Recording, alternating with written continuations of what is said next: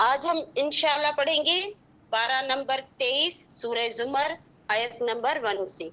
اعوذ باللہ من الشیطان الرجیم، بسم اللہ الرحمن الرحیم، تنزیل الکتاب من اللہ العزیز الحکیم، اِنَّا أَنزَلْنَا إِلَيْكَ الْكِتَابَ بِالْحَقِّ فَاعْبُدِ اللَّهَ مُخْلِصًا لَهُ الدِّينَ أَلَا لِلَّهِ الدِّينُ الْخَالِصُ وَالَّذِينَ اتَّخَذُوا مِن دُونِهِ أَوْلِيَاءَ مَا نَعْبُدُهُمْ إِلَّا لِيُقَرِّبُونَا إِلَى اللَّهِ زُلْفَىٰ إِنَّ اللَّهَ يَحْكُمُ بَيْنَهُمْ فِيمَا هُمْ فِيهِ يَخْتَلِفُونَ إِنَّ اللَّهَ لَا يَهْدِي مَنْ هُوَ كَاذِبٌ كَفَّارٌ صدق اللہ العظیم۔ جزاک اللہ خیرن حسناً جزاک دارین خیرن کثیرن کثیرا رضی اللہ عنی و ان کی فی دنیا والآخرہ ابدا ابدا آمین، جزاک اللہ خیر۔ اعوذ باللہ اعوذ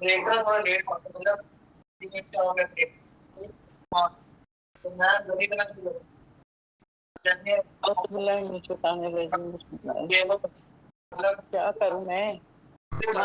آپ بند من الشیطان الرجیم، بسم اللہ الرحمن الرحیم۔ سورہ زمر ہے، رکوع 8 ہے اس میں، اور آیت جو ہے 75 ہے۔ شروع اللہ کے نام سے جو بڑا مہربان ہے اور نہایت رحم فرمانے والا ہے۔ بے شک رب اشرح لی صدری ویسر لی امری واحلل عقدۃ من لسانی یفقہوا قولی۔ رب زدنی۔ یہ کتاب اللہ تعالیٰ غالب و حکمت والے کی طرف سے نازل شدہ ہے۔ ہم نے اس کتاب کو آپ کی طرف حق کے ساتھ نازل کیا ہے، لہذا آپ خالصاً اس کی حاکمیت تسلیم کرتے ہوئے صرف اسی کی عبادت کیجیے۔ یاد رکھو بندگی خالصاً اللہ ہی کے لیے ہیں، اور جن لوگوں نے اللہ کے علاوہ کارساز بنائے رکھا ہے تو وہ کہتے ہیں کہ ہم تو ان کی عبادت صرف اس لیے کرتے ہیں کہ وہ ہمیں اللہ سے قریب کر دے۔ جن باتوں میں یہ اختلاف کر رہے ہیں یقیناً اللہ ان کے درمیان فیصلہ کر دے گا۔ اللہ ایسے شخص کو ہدایت نہیں دیتا جو جھوٹا اور حق کا منکر ہوتا ہے۔ واقعی تعالیٰ تھوڑا سا بھی ہم نے اس کی ترجمہ پڑھا ہے، دیکھتے ہیں اللہ تعالیٰ اس میں کیا کیا فرماتے ہیں، اور ہم لوگ جو بھی کچھ پڑھیں اس کو اللہ ہمارے دلوں میں اتار دے اور ہمیں بعمل کر دے، اور ہمیں یاد رکھنے والا بھی بنا دے، دوسروں تک پہنچانے والا بھی۔ تو یہاں پر بسم اللہ الرحمن الرحیم، یہ کتاب اللہ تعالیٰ غالب اور حکمت والے کی طرف سے نازل شدہ ہے۔ یعنی کہ یہ جو مکی سورت کا جب آغاز ہوتا ہے تو تقریباً عموماً ایسی ہی آیت سے ہوتا ہے۔ اس کی وجہ یہ ہے کہ کفار مکہ جو ہیں وہ رسول اللہ صلی اللہ علیہ وسلم کی دعوت اور کلام کو مطلب ایز اٹ از من اللہ نہیں سمجھتے تھے، وہ نہیں سمجھتے تھے کہ ایز اٹ از کلام جو اللہ کی طرف سے سب کھڑا آ رہا ہے۔ اس آیت میں ایک تو یہ بتلایا گیا ہے یہ کتاب جو ہے وہ نبی کی اپنی تصنیف نہیں ہے، بلکہ اللہ کی طرف سے نازل شدہ ہے، اللہ کی طرف سے آئی ہے یہ کتاب۔ دوسرے یہ ہے کہ وہ اللہ سب سے زبردست ہے اور اپنے فرامین اور احکامات کو نافذ کرنے کی طاقت رکھتا ہے۔ زبردست بھی ہے اللہ، اور یہاں پر ہے نا عزیز الحکیم، حکمت والا بھی ہے، زبردست بھی ہے، اور اپنے فرامین احکامات کو نافذ کرنے کی وہ طاقت رکھتا ہے۔ تیسرے یہ ہے کہ یہ اللہ چونکہ حکیم ہے لہذا اس کا یہ کلام بھی حکمتوں سے لبریز ہے، حکمت ہے اس کے اندر، بڑی زبردست حکمت ہے۔ اور کیا کیا ہے کیونکہ اللہ حکیم ہے، تو اللہ تعالیٰ حکمت کو جانتا ہے کہ مجھے کس وقت کیسے بات کرنا ہے، کیسے کیا آیتیں کس وقت اتارنی ہے، کون کون سے موقع پر اتارنی ہے، اللہ تعالیٰ کو ان سب چیزوں کا پتہ ہے۔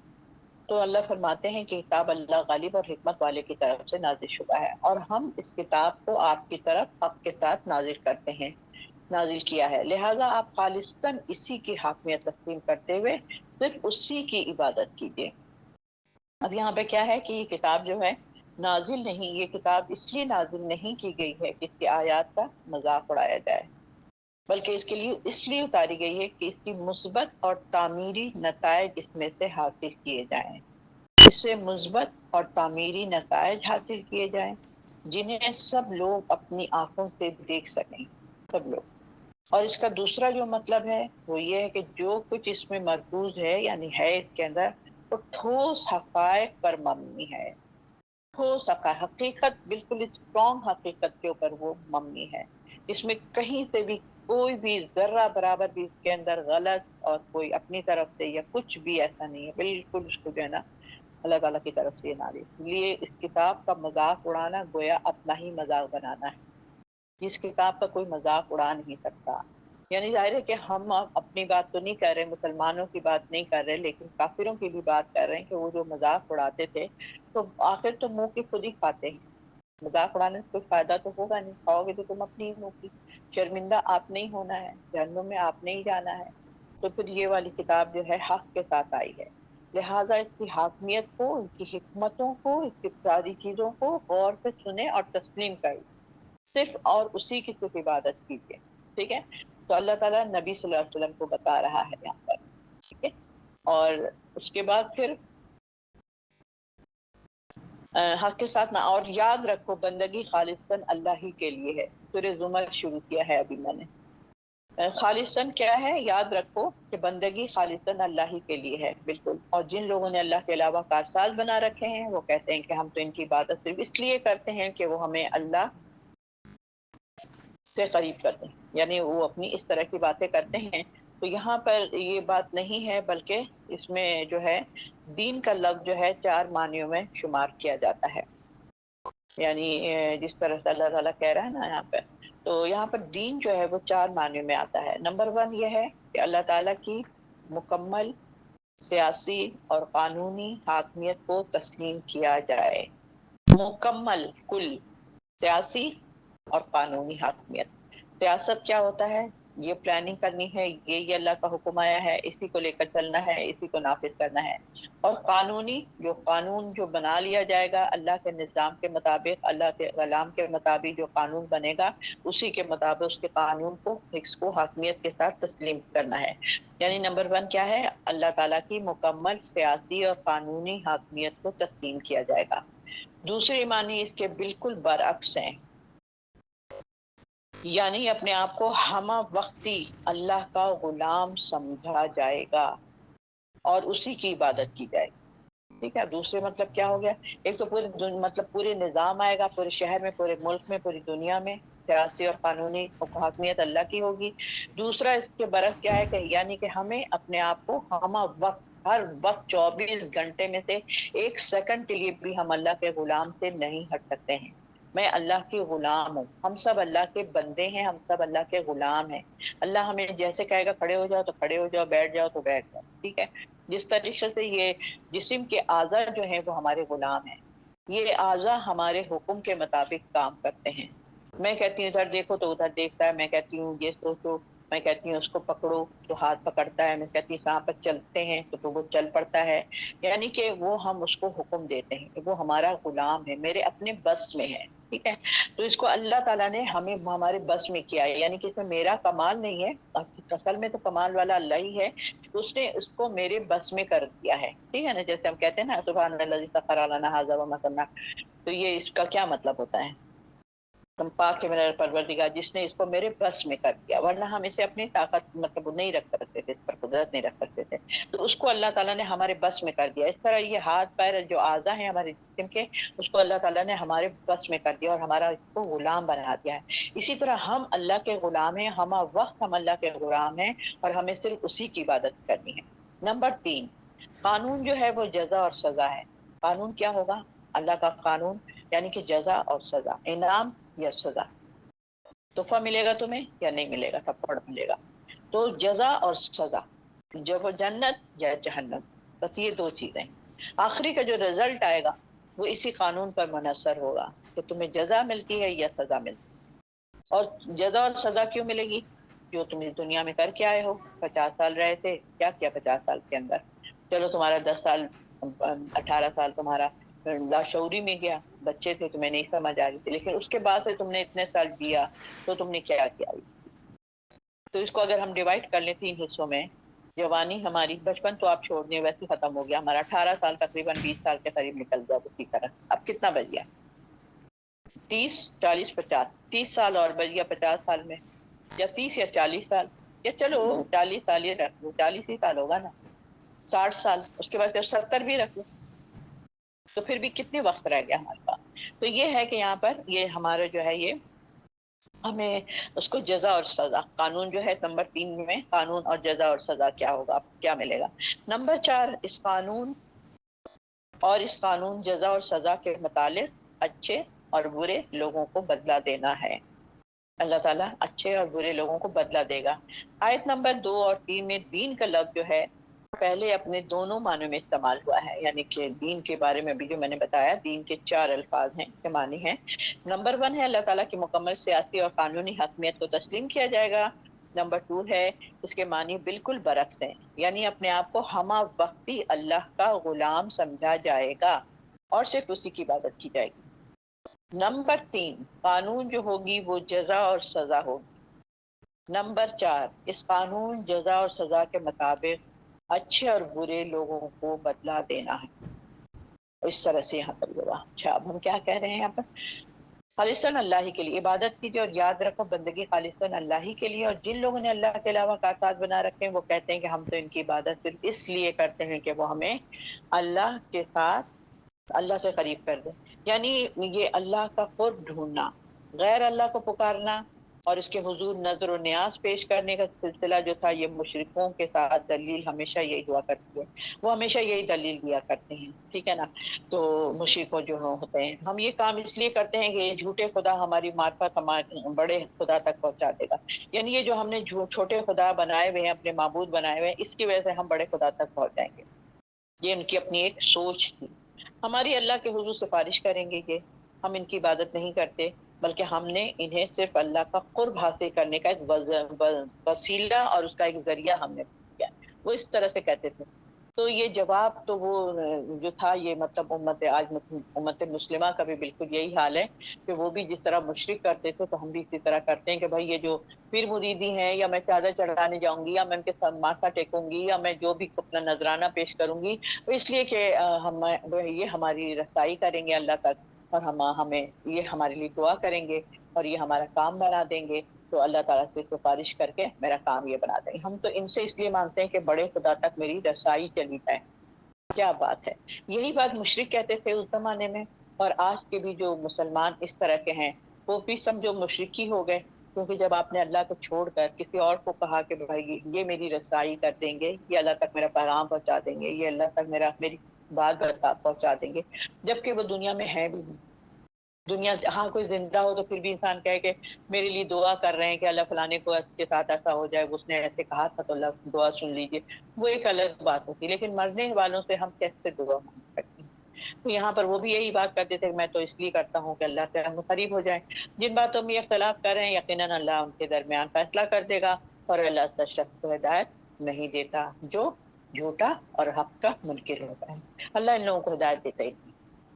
جب ہدایت کی جتنی بھی آیتیں آتی ہیں نا، میں کہتی ہوں کہ ہدایت کی آیتیں نکال کے لائیں۔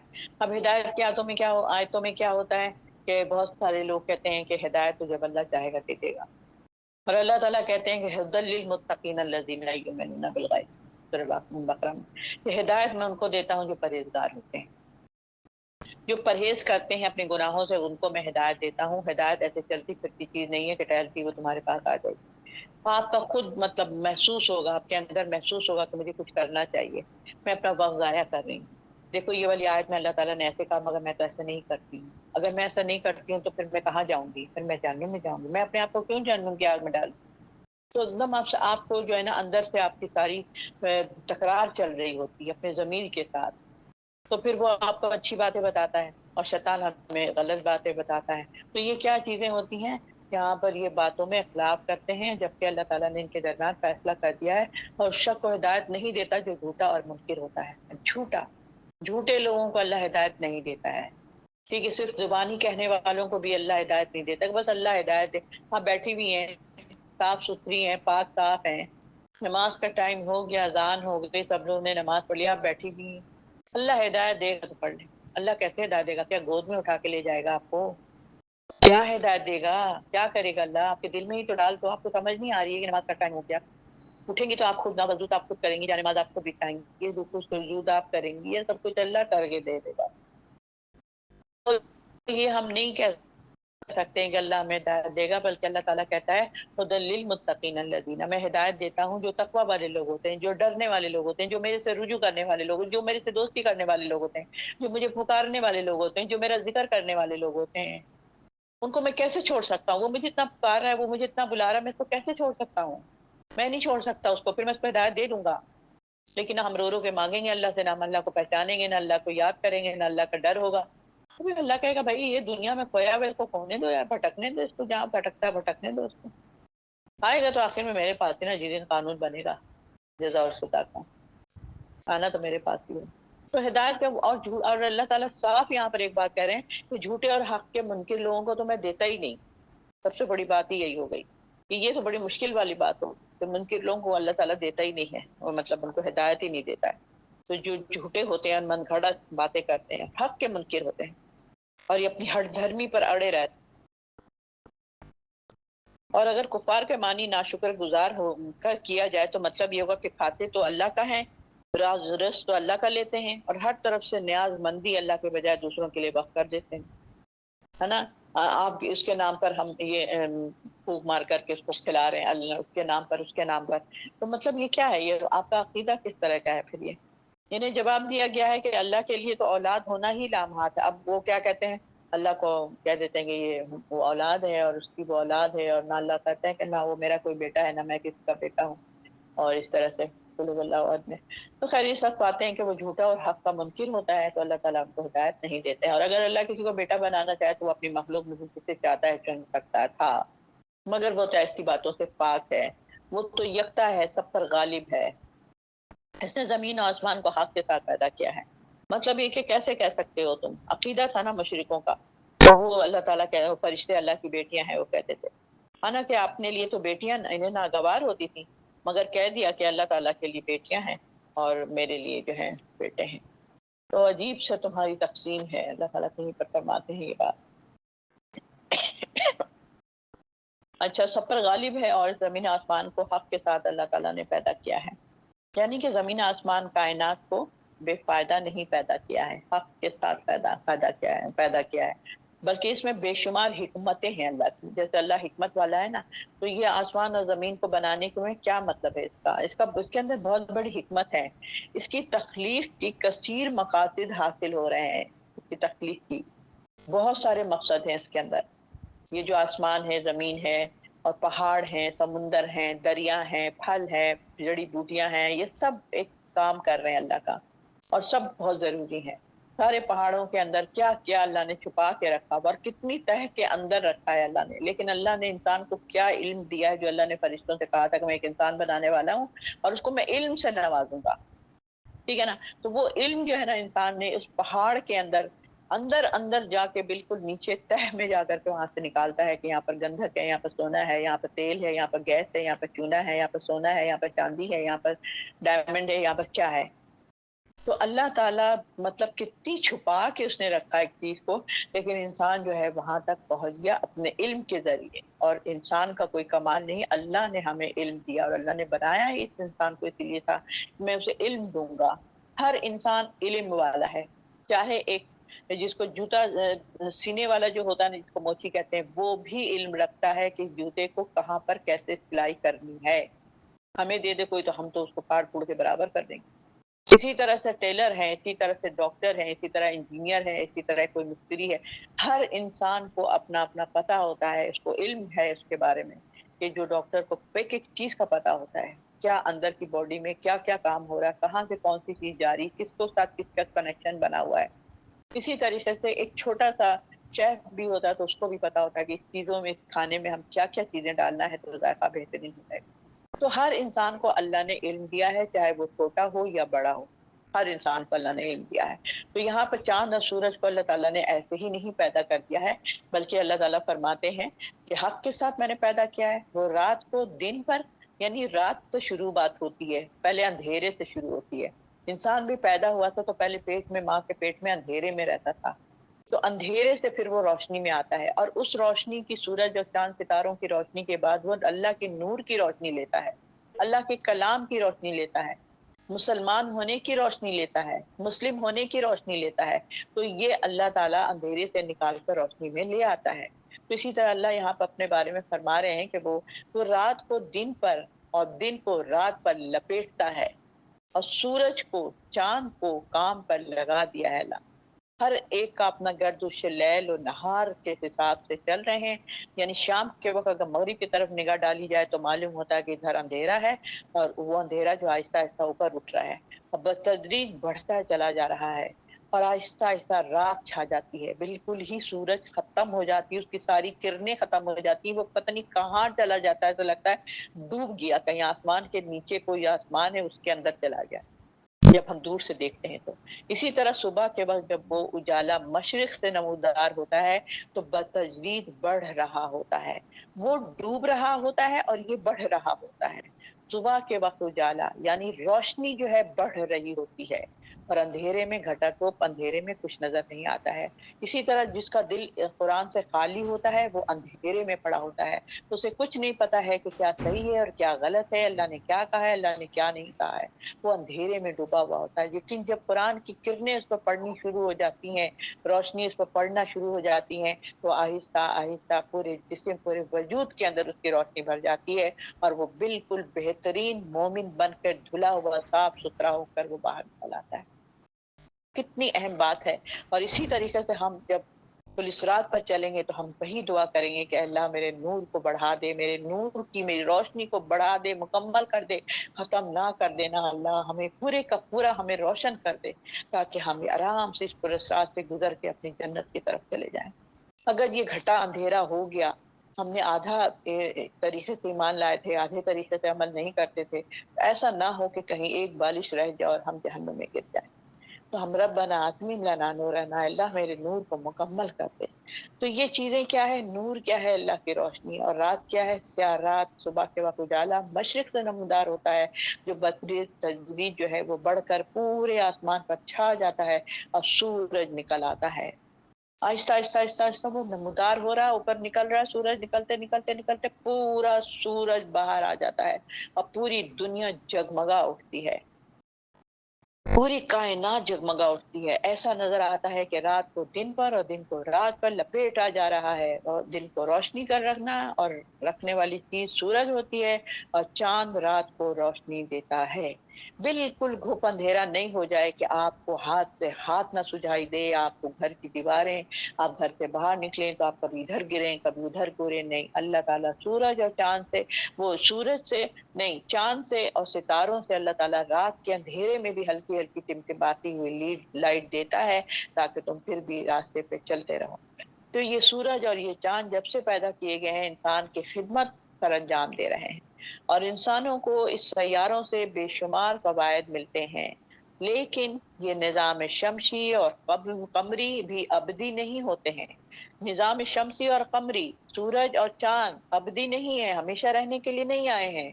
اب ہم سب کو پتا ہے اچھی طرح، ایک وقت آئے گا جب ان کی بساط لپیٹ دی جائے گی، یہ روزانہ لپیٹ دیے جاتے ہیں، اور اسی طرح جب قیامت آئے گی، نہ سورج، نہ چاند، نہ ستارے، نہ خوش، نہ انسان، نہ حیوان، نہ پہاڑ، نہ درخت، نہ چرند، نہ پرند، کچھ بھی نہیں ہوگا۔ اس دن قہاری صرف اللہ رب العالمین کی ہوگی، سناٹا پوری دنیا میں ہو جائے گا۔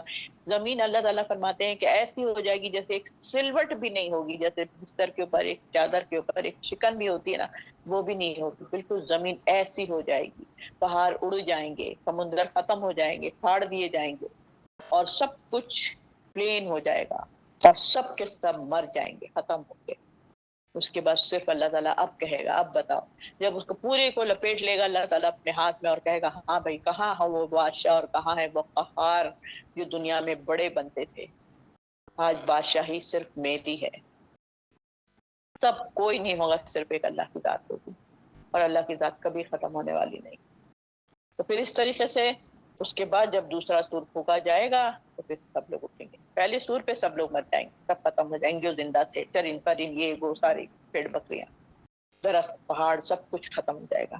اس کے بعد جب دوسرا سور پھونکا جائے گا تو پھر سب اپنی اپنی قبروں سے گتھم گتھا ہوتے ہوئے، ایک ایک قبروں سے 70 اور پتہ نہیں کتنے لوگ اس میں سے نکلیں گے ایک ساتھ، اتنی چھوٹی سی قبر سے کہ آپ کروٹ بھی نہیں بدل سکتے اس قبر کے اندر، اتنی چھوٹی ہوتی ہے، دونوں شولڈر کے برابر ہوتی ہے۔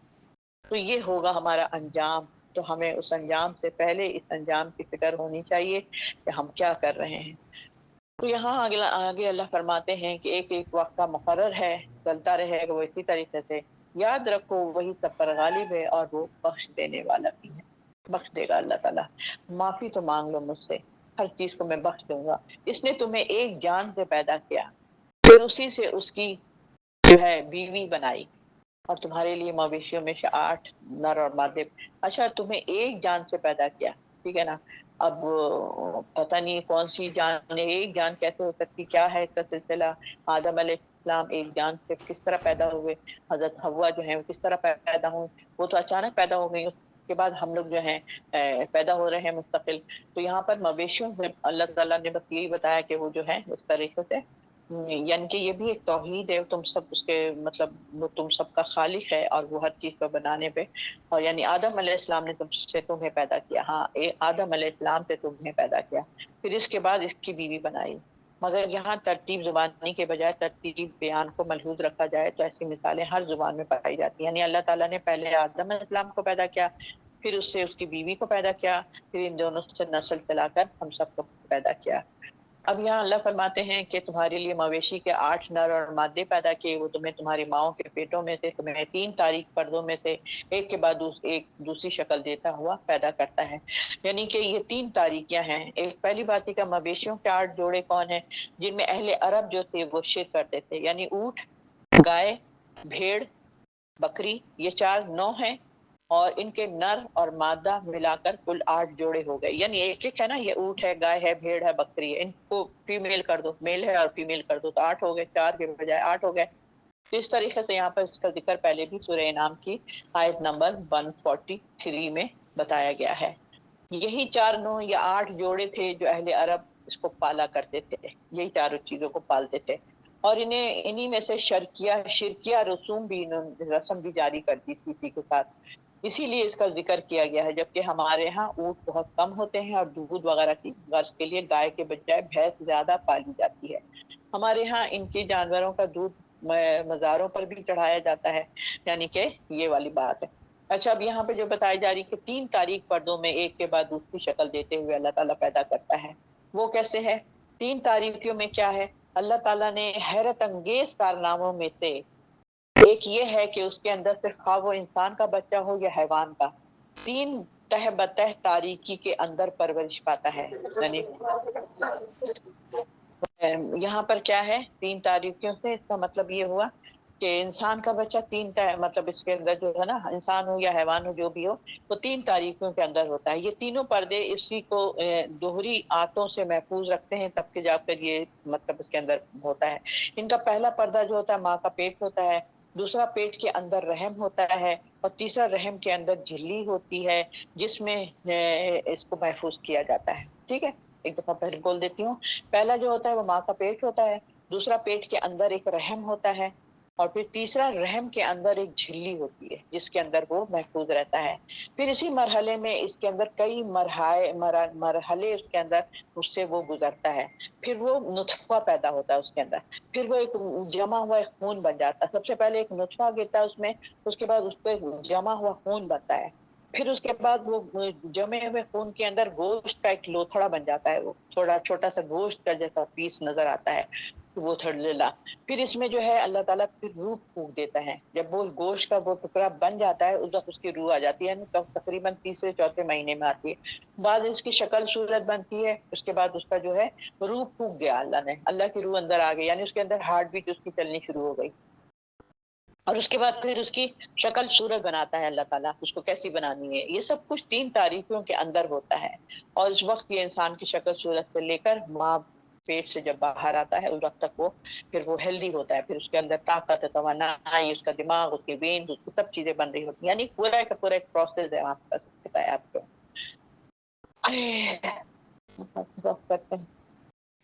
اچھا لگا. ہاں بس یہیں تک میں اس کو رکھتی ہوں کہ 3 تاریخی پردوں میں سے نکلتا ہے، اور اس کے بعد دوسری شکل دے کر اس کو اللہ تعالیٰ پھر اس کو پیدا کرتے ہیں. یہ جو میں نے بھی آپ کو بتائی. بس میں اس کو آیت نمبر ہم نے 6 تک پڑھ لیا. ٹھیک ہے، واخر دعوانا الحمدللہ رب العالمین سبحان ربک رب العزۃ عما یصفون وسلام علی المرسلین والحمد للہ رب العالمین سبحانک اللہم وبحمدک نشہد ان لا الہ الا انت نستغفرک ونتوب الیک ربنا تقبل منا انك انت السميع العليم وتب علينا انك انت التواب الرحيم وصلى الله تعالى على خير خلق محمد واله وصحبه اجمعين برحمتك يا ارحم الراحمين ربنا تقبل منا انك انت السميع العليم. السلام علیکم.